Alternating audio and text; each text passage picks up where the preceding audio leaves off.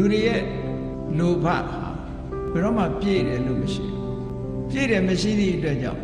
မပြည့်နိုင်တာကြီးကိုဖြည့်နေမယ်ဆိုလို့ရှိရင်မဆုံးနိုင်တဲ့ခရီးလမ်းကြီးကိုရှောင်နေတာဖြစ်လို့လူတွေရဲ့စိတ်ဓာတ်ဟာလူမြဲလုံးနေမှာပဲလောကသားတွေဟာဘယ်တော့မှတင်းတိမ်သွားတာမရှိဘူးတဲ့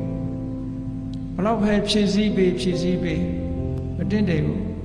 ကောင်းတဲ့ကောင်းအောင်တိုးတက်တဲ့တိုးတက်အောင်ဒီလိုပဲကြိုးစားနေမှာ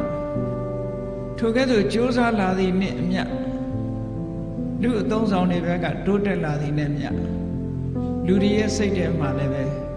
စိတ်ဖြည့်ဆည်းမှုဆိုတဲ့ဒဏ်ရာဒဏ်ချက်တွေကလည်းပဲတိုးလာ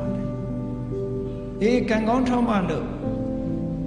ဘုရားမြတ်စွာဟောကြားတဲ့တရားဓမ္မတွေကိုနာယူခွင့်ရကြတယ်တရားကိုနှလုံးသွင်းခွင့်ရကြတယ်လက်တွေ့ကျင့်သုံးခွင့်ရကြတဲ့ပုဂ္ဂိုလ်တွေမှာထိုစိတ်ဖြည့်ဆည်းမှုဓာတ်တွေကို